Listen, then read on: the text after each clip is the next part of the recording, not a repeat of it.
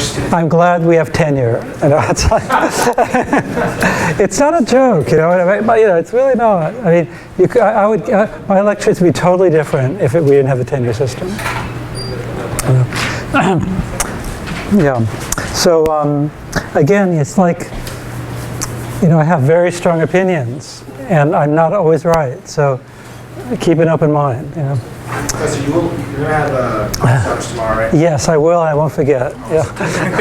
Just making sure. And do you have any quick questions? Like this student wanted to grab me for 10 minutes after lecture, so there's some questions about basics. So I only have 10 to 15 minutes, but you know, if you'd like to listen Is in. there a way you can make like a legend of like what each symbol means? Because I'm starting to get like really lost. Well, there aren't. It's not going to grow. You know, in terms of math, you know, there's the new math is what you've learned about Lagrangian, blah blah blah, and it's like 4 symbols. It really is. There's phi, L, and lambda. Right. It's just like Yeah. lambda d is a lambda asterisk, like a regular lambda, like. Yeah. And then you like bring in etas, like eta plus eta. It's gets I don't know. confusing. Yeah. If you could, or if there's Yeah. a reference on that. Neil is volunteered, and but you're gonna find there's like 7, you know, and then there's gonna be a little bit of probability. You're gonna have to know what a Gaussian curve looks like. I mean, I just hate not understand the subject. Yeah. Symbols. Yeah. Sure. Yeah. But I think, and what we should do is we should coordinate like that. Those 4 pages, whatever they are in optimization, should include all those symbols, and if they don't, you know, I'll go and we'll work on that together. Okay. So yeah, so this is how this all applies to markets. You know, so one of the reasons for emphasizing Lagrangian decomposition so much, I mean, one is it's amazing in terms of how it gives insight on the economic dispatch problem, but in terms of how it leads to this market theory is amazing. So very quickly, well, fairly quickly, I'll recap what we did last time, and I'm going to, you know, basically, I'm going to give you the entire 90% of the theory of neoliberal economics. So, you know, so you've heard of Milton Friedman, the Chicago Boys, and all that. I don't know. During the Reagan era, there was a massive revolution in applying economic theory to changing market rules and policy, and it's all based on what we're going to talk about today. And it's the science. This is like 90% of the science, and you'll laugh your heads off. And like I said last time, I'm not Bernie Sanders. You know, so Coase, Art Coase. I'll come back to him. He's a conservative economist from the most extreme right wing wing of the economic party, economic party. It's like a party, economic world. A very, very right wing conservative economist, and who's from what's called the Austrian school.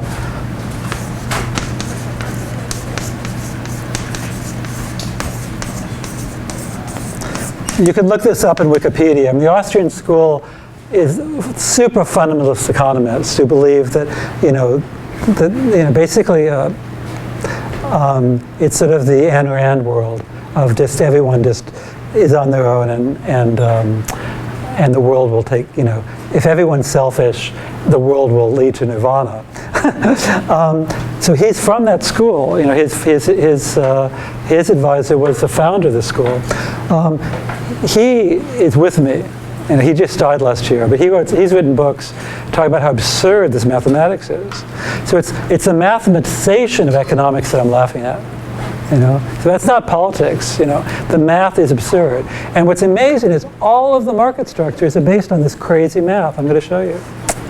So you have to know about it, but you also have to know how to laugh.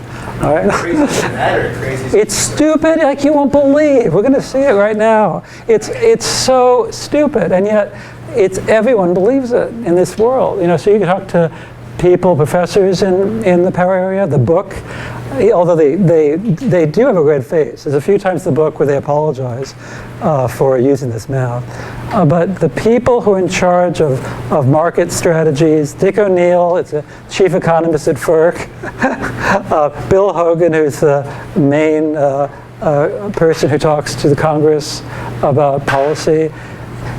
This is the only way to look at the world, according to them, which is amazing. There's a disconnect between reality and the math is amazing.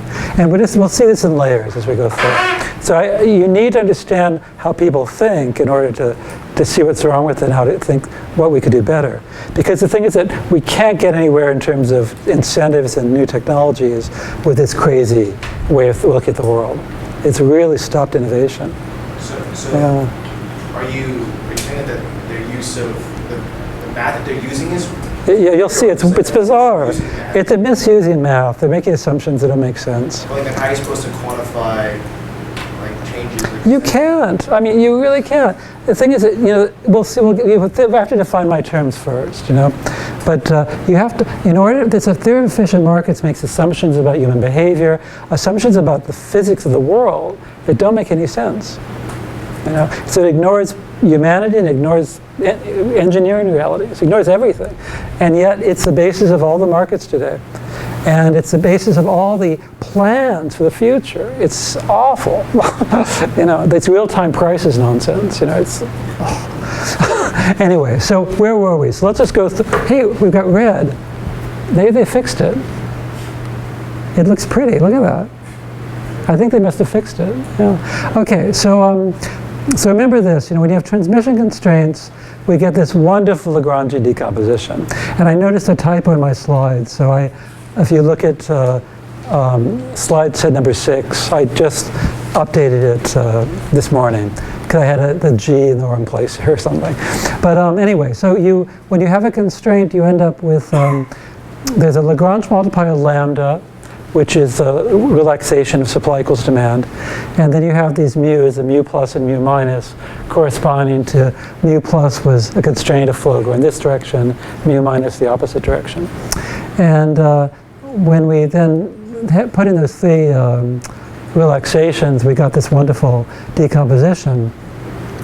And so we ended up with one, for each generator I, they have to solve an optimization problem involving lambda plus here and zone 2 with lambda minus.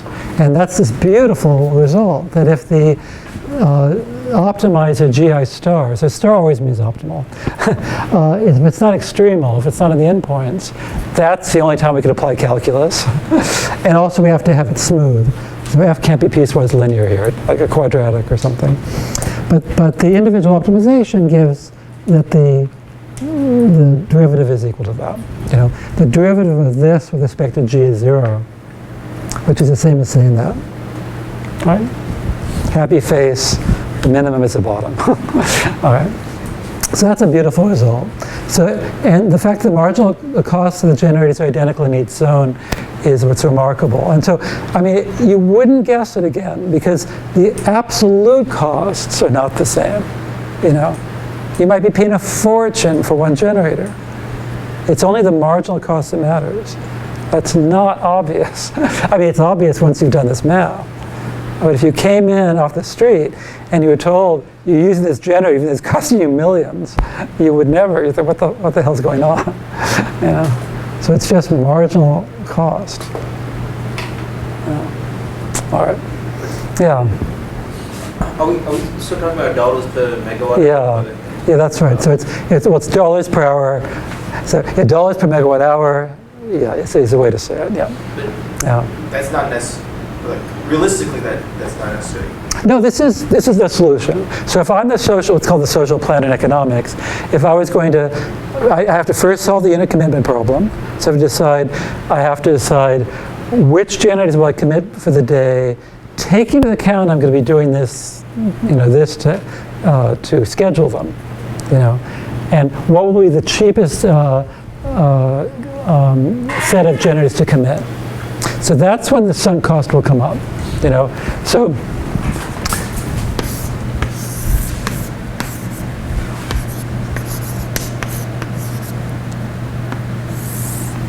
when I start thinking about which generators do I commit, I'm going to be thinking about my total cost for the day. That height will come into play there in unit commitment. But once you've committed the generators, that's all completely forgotten. You only care about the slopes. you know, and not the height above, just the slopes. You know, that's what's, you know, it's counterintuitive in a way, but you know, it's just calculus. That's it. All right. And so I gave an example with this, you know, and it's sort of obvious coming back to this. I mean, you would, well, it's not totally obvious, I guess, but I mean, if you look at this curve, nothing looks wrong at all.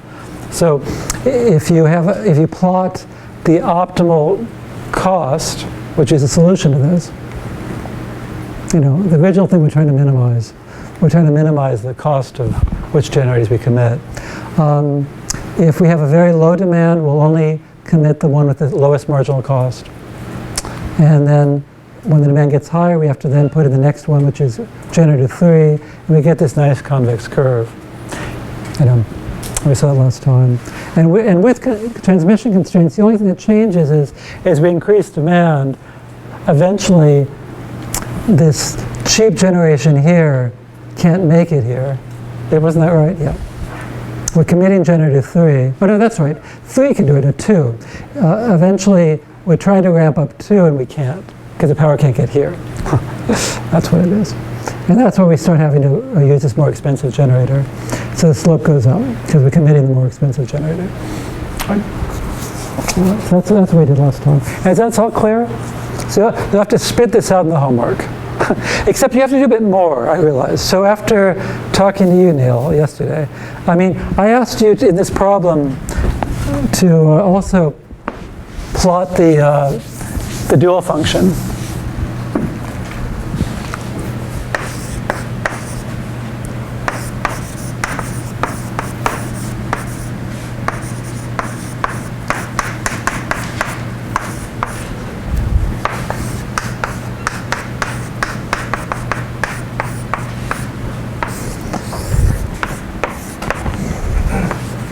Now I realize this could be a bit unclear because I haven't given you any numbers.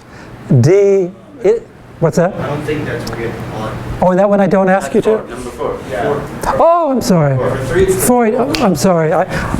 Excuse me. This just occurred to me on the way in to the office. Never mind. Number 3, we solved number this 3. problem with Yeah. those numbers, or No, number 3. Oh no, I want you just to give the form, not these numbers. Okay. Yeah. Okay. I want you to understand. Yeah. You're referring this example. Yeah, that's right. No.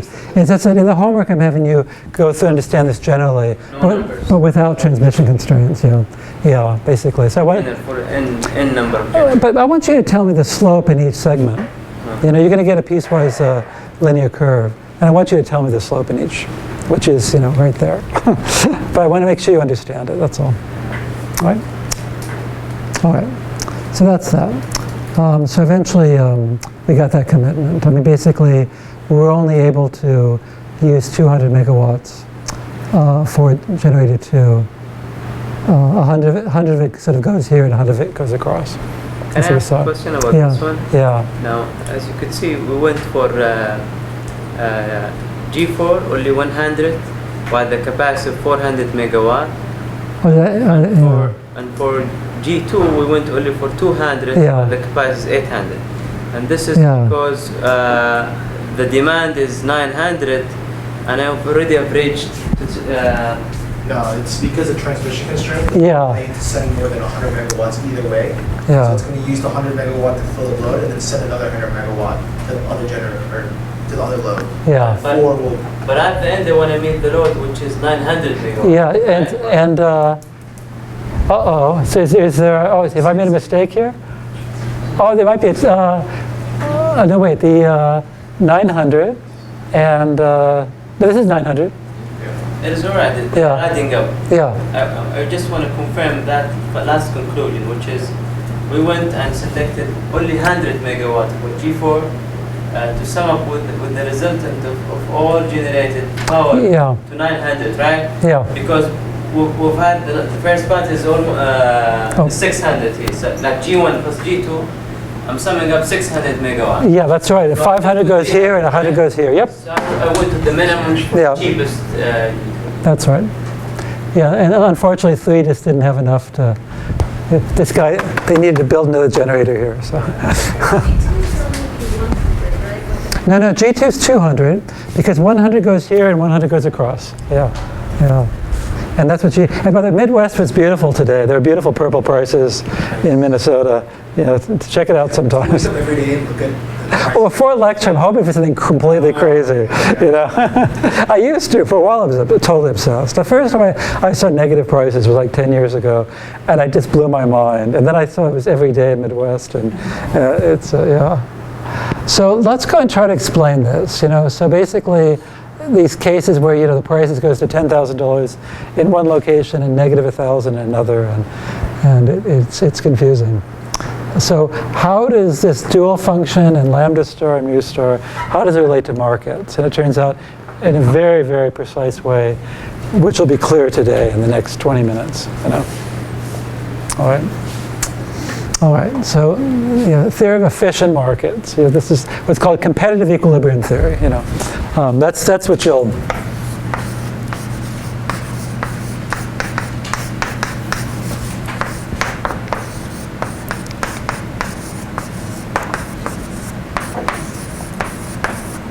It's the proud any mathematical economist. It's their love affair. Absolute love affair. And it's the reason Thomas Piketty ran away from MIT and went back to France, if you know about his book. But MIT is one of the better places. I mean, they're less obsessed with this than a lot of places, like Harvard and Chicago. I mean, and Princeton. It's amazing how they believe this stuff. I mean, it's just, it's amazing to me. Look at the colors. Thank you. Okay, anyway, so this is, so you can see I do obsess a bit. I wake up in the morning and I see the prices all $500 a megawatt hour, and then a little bit later they're all negative, and Is this all through one day? This is for probably 1 week when I was obsessed. I don't know. I was probably preparing for a lecture somewhere and wanted to collect some good pictures. It changes every 5 minutes. And it'll go from red to purple to red again. It's really cool. And sometimes it doesn't change, or you'll get that for an hour, and somebody can retire. It's just we're talking about a price which is maybe 50 times the normal, and huge quantities. I mean, just hundreds of millions of dollars an hour. Okay, so what's efficient? Now this is the funniest thing. So you think you know what efficient is, and turn on NPR, you'll hear the term you use every few minutes. And none of you have any idea what it means. No clue. Have any of you had an economics course? Have any of you had an economics course? Econ 101 sort of course? Did they teach you what efficiency is? Isn't efficiency like supply and demand? Output versus. Well, it's much more than that. Well, that's like what I output remember. versus It's like input. Well, no, it's something very precise, and the mathematical definition is taken for granted as what society desires. And that's the first joke. So I'm going to define efficiency, and then we'll just sit back and think about what the fuck. Okay, so here's the definition from economic theory. This is what you get. And I've got lots of friends in the business school who are really smart people, okay? It's just, they'd be mad at me right now, but that's life, So here are the assumptions. First, we have a collection of consumers, so all of you, with a collective demand D, and something called the utility of consumption, W of D, all right? Now, D is something for the population, and W of D is a function of that. So even though we're all individuals, that's called the utility function. It's a function of total demand, and that's justified by making linearity assumptions and so forth. So basically, if this utility function were linear, it can't really be, but it would make sense. But really, in this case, actually, it's not really individuals; it's utility companies. Maybe there's a dozen utility companies have a collective demand, and they have a utility for consumption. All right. And then there's a collection of suppliers with collective supply G, again, total generation and power setting. And utility of production is some function of G. All right? So this is what's given in a macroeconomics course, and micro as well. And then there's a price for the good, in this case, power, which is God-given, nobody sets this price. All right? Now, there's no religion in this field, strictly speaking. It's assumed, it's under certain assumptions, it's proven that this price somehow appears. It's like through auction theory. Auction theory will lead to, evidence of a price appearing from above. All right. So these are the 3 axioms of all this theory. All right. That's it. So this is a math subject. Axiom 1, axiom 2, axiom 3. All right. All right. So the total consumer welfare is the utility they obtain from getting the power, in this case, minus what they have to pay for the good, the power. All right. And similarly, and this is what it would look like. Because we're talking about a utility company, and here's the demand. They have a forecast for demand in the next hour or next 5 minutes, and if they don't meet it, they lose their job. The head of GRU disappears like that if there's one blackout. I mean, the governor just is gone. So if you look at the cost to shed load, now maybe they have some agreement with somebody to shed their load in emergency, but they're going to pay a lot for it. Okay? And so eventually this will be minus infinity. GRU's CEO has lost their job. And this might be a very steep slope for shutting down, the elementary school or something. Now, excess power is an engineering problem. What the hell do you do with extra power? I don't know what this slope is. You have more power than you need. What do you do with it? Now, if you're lucky enough to have the biggest battery in the world, you can charge it, but not for very long. So this is crazy off the bat. I mean, this is the sort of thing. It doesn't make any sense. So there's no. And think of one example where a welfare function for a consumer even makes sense. Give me one example. That I have some utility function for consumption. I can't think of an example. Either I want that lens or I don't. And if I'm in a really happy mood or depressed mood, I'll buy it. Or I'll actually hit buy on Amazon because of their single-click option. It's just, this business is just off the top and wacky, and I think that most economists would be on board with me here. Okay, but it's still used. It's taught in every course. Now, for the supplier, it's not so bad, because they have a cost of generation, and so their welfare is just a negative of their cost. So basically, the utility of production for generator, well, that's really a negative cost, and so that's a very well-defined object, except it ignores investment cost and startup cost and the fact it's fixed cost for maintenance. This is a function of, this is like a negative cost, and assuming that there's just a static function of cost versus generation, and ignores all those fixed, there's so many things ignored here, it's amazing. But at least this is easier to justify on engineering grounds than this, which is just, just wacky.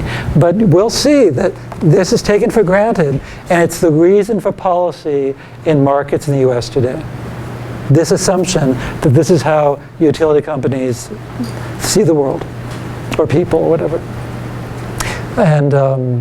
And in fact, one power economist, not general economists, one argument they give about the failures of today's markets is that you are not subject to that. That if we saw prices in real time, then everything would be okay. And many economists argue that. I can give you a lot of references, and you'll see how crazy that is in I don't know. Maybe we'll have to wait till Thursday. All right. So here it is. We've got the consumer welfare and the supplier welfare, and the idea is that obviously a rational agent, this is the rational agent hypothesis, will maximize her welfare. All right. If this is my welfare, the thing that, the bigger this is, the happier I am, I'm going to make it as big as I can. All right? So there's a rational agent here and another rational agent here. By coincidence, they're both women in this example. All right? All right. So that's the next assumption, that given this price and given the welfare functions that intrinsically belong to these consumers and suppliers, each will optimize. All right. All right. So here is the first thing, an equilibrium. So this word, competitive equilibrium theory, an equilibrium is what? It's a triple, a price, a demand, and a G star that solves these two problems. And magically, they both come to the same conclusion. Now, they're not cooperating, just by magic. Yeah. All right. Now this looks familiar, right? Okay, so as you change lambda, the price, lambda, I blew it. I gave away the punchline. As you change the price, the slope will change. This is a function of g. As you change p, if you make p larger, the slope gets larger. So here, that must be with p very small if it's decreasing like that. And so the generator is going to opt out. If you make p bigger, the slope gets higher. And this is an example of an equilibrium. Okay? Now you notice that I put a corner here on purpose for two reasons. One is if I'm forced to actually hypothesize a welfare function for utility company, it's going to look like that. It's going to be a TP. But also it illustrates the insensitivity here. For all sorts of different p stars, the maximum is the same. I gave you. Wait, where am I? I gave you two. So there's two different p's here. And in both cases, I get the same optimizer, which is D0. All right?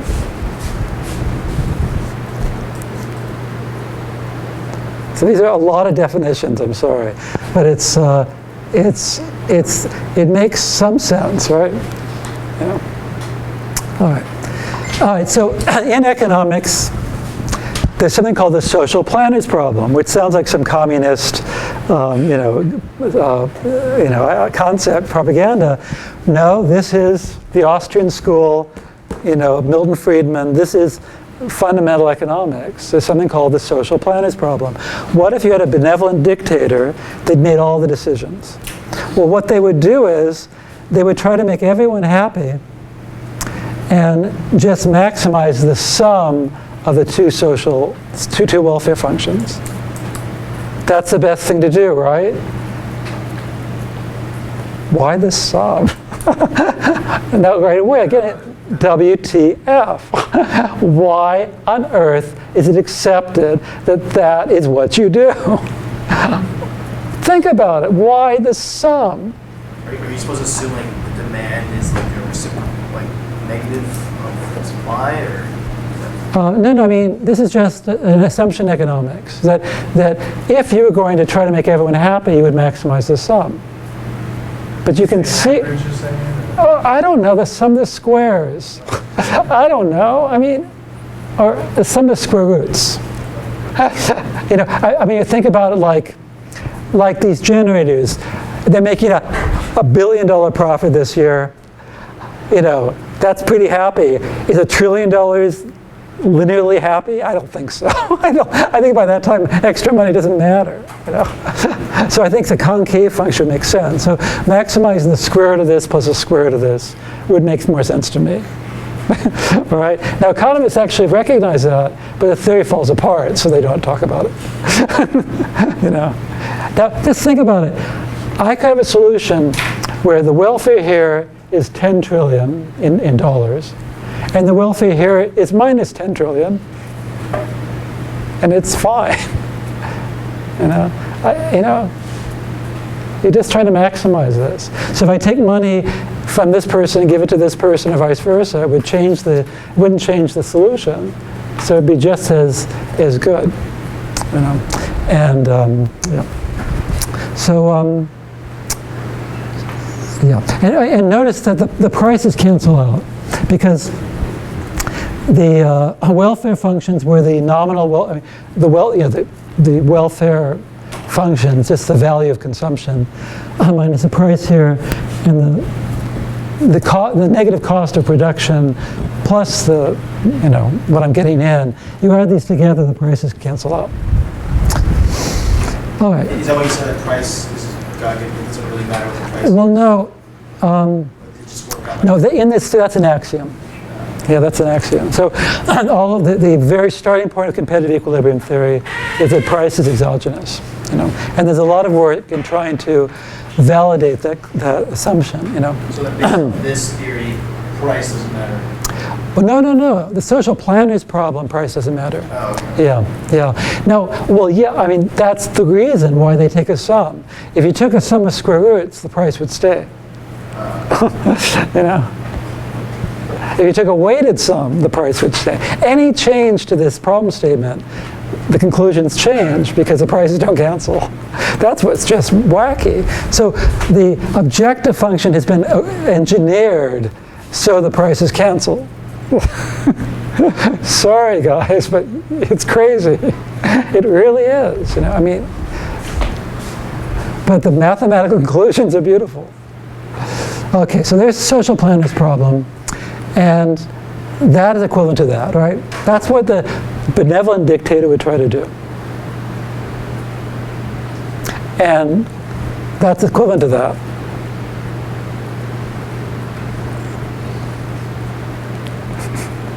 Do you agree? This is really important. Be awake. Those are the same. All right, so obviously I'm going to do a Lagrangian decomposition. So I've got an equality constraint there. I stick it in with a Lagrange multiplier, and I get a Lagrangian decomposition. All right, and I'm maximizing over D and G, and in the relaxation, I throw away that constraint, right? Yeah. So it's a decomposition. Isn't that pretty? I mean, it's lovely. And it looks familiar, right? So that's the invisible hand. So that's a mathematization of Adam Smith's invisible hand. Okay?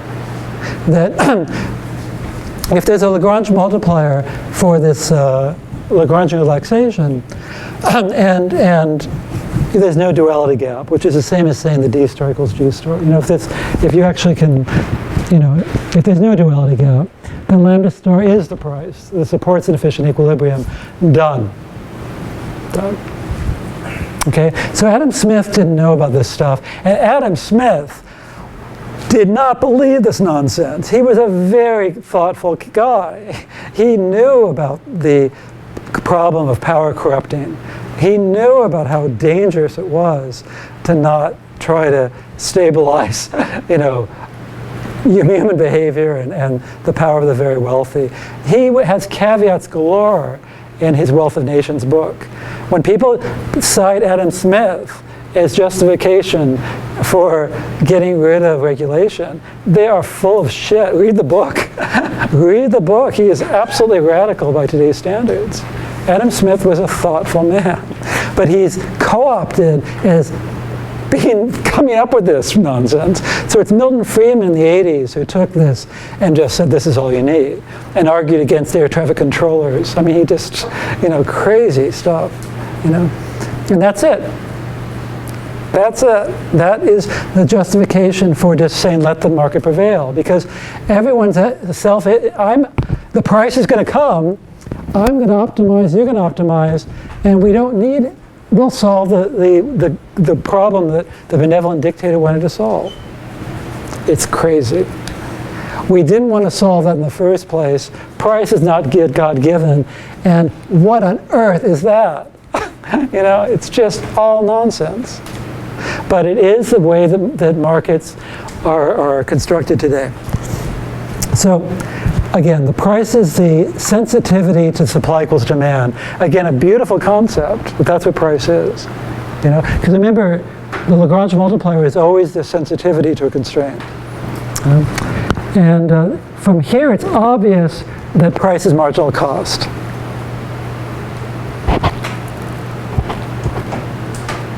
Is it? And this is why I gave homework 1, you know. Right, that's what I was about to say. Like, is that price considered your optimal marginal cost? Well, no, well, I know. Let's find out. So, I mean, we've given a theorem. You know, I've given. I mean, right now it's mainly definitions, but in the end, I mean, you have to go back.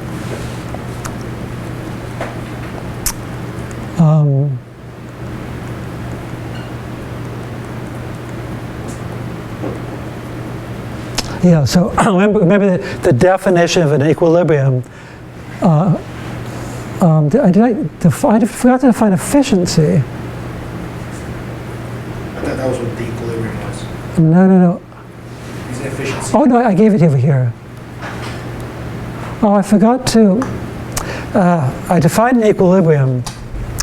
A efficient equilibrium is if its value solves a social planner's problem. You know.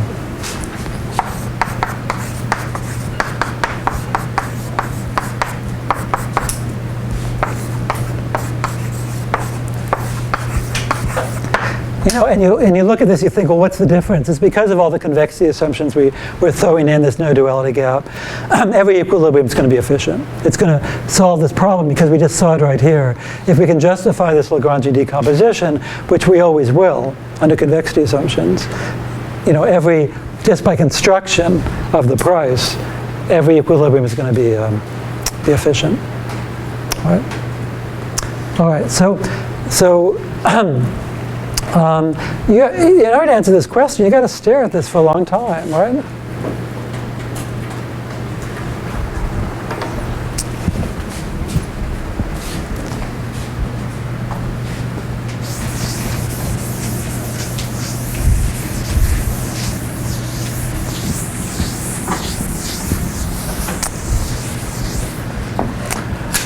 So let's do it. Where would you start with? I mean, what's nice is that you know, I don't know what the price is. I want to figure it out, you know. But, you know, how is lambda star and G star related? How is, you know, G star is D star? I could look at this equation or look at this equation. Right? Now, why would I prefer this equation? Because of the question. All right?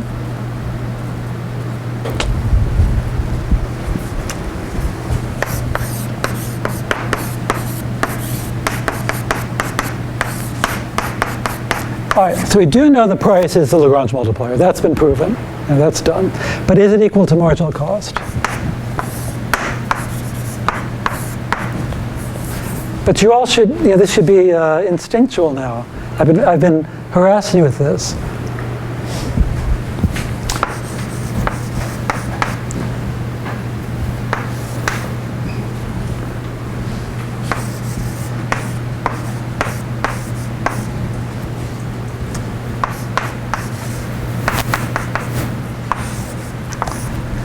Well, you have to go through. I said in words, what is the welfare function of the supplier? Well, the welfare, the benefit I get from producing power, you know, the only benefit I can get is from this, you know. And this thing here was the benefit I get when this is gone. Well, that's just minus the cost.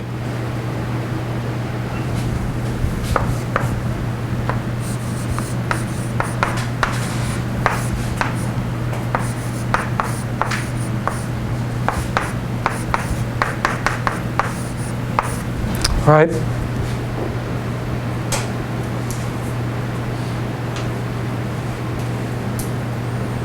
All right. And what's the solution? Well, sometimes I can take derivatives.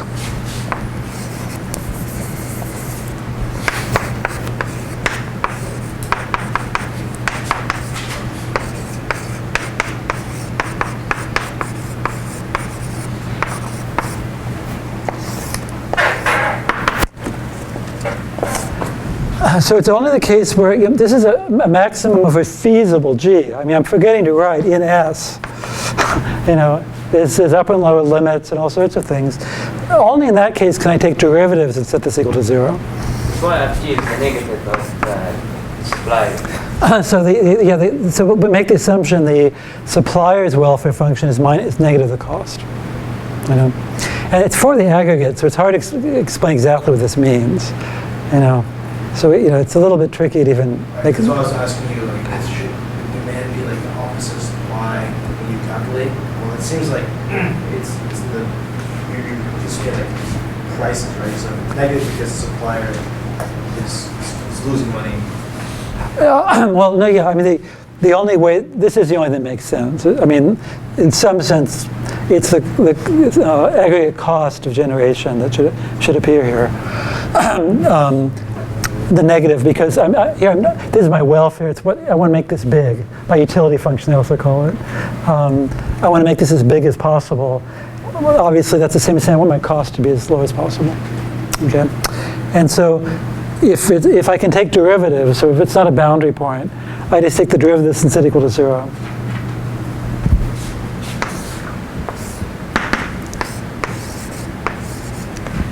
So, I don't have to write this down again. So the derivative of this is the derivative of this and a plus p star.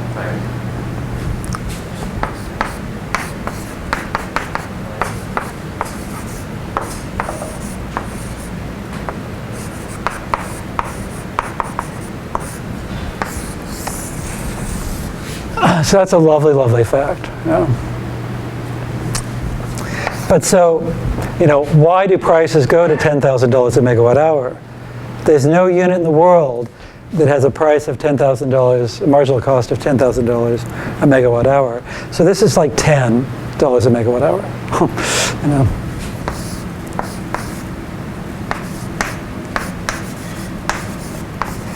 Something like that. I mean, power is really cheap. It's like you're saying a supply is efficient. You mean this? No, let's be careful. The word efficiency has a very precise mathematical definition. That's one thing I really insist you all memorize. There's only one word for efficiency in this world, and it's that the allocation solves that problem. All right?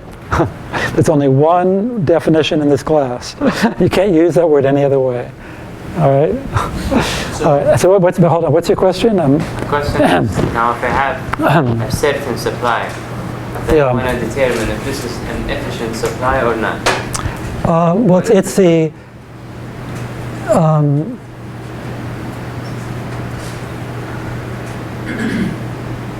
well, the definition is that I've solved the social welfare problem.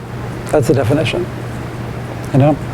So it depends on the demand. So I mean, well, no, it doesn't. There's an optimization problem here, and if your G star, which is your supply, solves this problem, then it's defined to be efficient.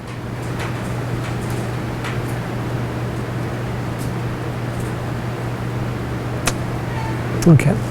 All right, but so here's what's wacky. So you'll hear that price should be marginal cost in a world working economy. Why is it that? Why is there an obsession with that part of this problem? Why is this ignored all the time? Why aren't you told over and over again that price should be marginal value to the consumer? Why should I solve this problem to get the price? Well, it's only to support this mantra that's chanted on the news every day. If we really believe this theory, we would look at that optimization problem. And so I got price as marginal cost. If I took derivatives here, I'd get price as marginal value to the consumer. That's the, W0D is the value to consume power, and there's a marginal value. And I take it back. You can imagine examples where this makes sense. Every bit of power I take, I produce aluminum cans. If I have twice as much power, I have twice as much aluminum cans to sell. So you'd have a linear. This would be basically linear. The more power I get, the more cans I make. I'll have a linear welfare function. It's hard to come up with examples that make sense. So that doesn't make much sense. All right. So that's what's missing here. It's so. This is a very, very strong assumption. And so that's what's violated all the time. That's the thing. I know I wouldn't have time to say much more. There's two things that we need to do. So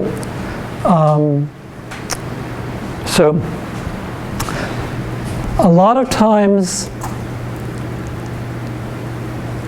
these blue curves here, those probably roughly match the theory, sort of, that price is marginal cost, roughly speaking. But then you get this pure red, where the price is 100 times the marginal cost. We have to explain that. And then you get this incredible separation, where it's negative here, and 50 times what it should be there. We have to explain that. All right, and this is what's called locational marginal prices, and you can imagine it follows exactly what we've done last lecture. We did a regional decomposition based on Lagrange multipliers. You get a regional decomposition of prices. The only change with last lecture is that. When you get to economics, you start talking about the welfare of the consumer, and that's this other ingredient that can change things. Right? Okay, so let me wrap up. So I'm not doing this just to torture you. I mean, first of all, you have to know how to talk to people in this power area, and this is what they're using to justify the markets. Number two, this is a baseline. This would be in a nirvana where really things were incredibly good, and if you really did have some insight in how consumers saw the world, that's hard. But if you did, this would give you a baseline to compare against. So if so it does have some value for evaluating a market in place. But not much. How is it? Yeah. How is it possible that we can? I guess we're kind of like just assuming all of supply for one, right? Yeah, that's tough too. It's like, how can we do that? And how do we do that for demand? I think both are pretty possible things to do. Yeah. It really is. I can't justify it. Lumping together the consumers like this, right. It's really a strange thing. I mean, you can. I've been asked that question for over a decade to two economists at Princeton and Illinois, and they make linear assumptions which aren't too bad. I mean, these on the supply end, the cost is roughly linear, in which case you can aggregate things together, and it's not too bad. But on the consumer end, Jesus, it's such an exotic idea. I know there's so many problems here. I mean, it'll be fun to go through them. And in doing so, we're going to go through this in part to practice the engineering, And I want you to understand what happens when we come to a dynamic setting. That'll be fun too. Generators have to ramp up and down because of because they do. How does this change then? We can do it. We'll do it. It'll be pretty interesting, and it'll really help to explain that. Why these change so dramatically. Prices go red, blue, purple, red. We'll understand that over the next 2 weeks. And we'll be one of maybe 50 people in the world who understand this. Yeah. You won't find this in textbooks. Yeah. So it's an extension of what people learn in textbooks. It's an extension of the book, right? So yeah. So it's fun. I look forward to it. Hope you do too. And the homework, homework 3 is for the last problem's going to take some time. Get started. All right.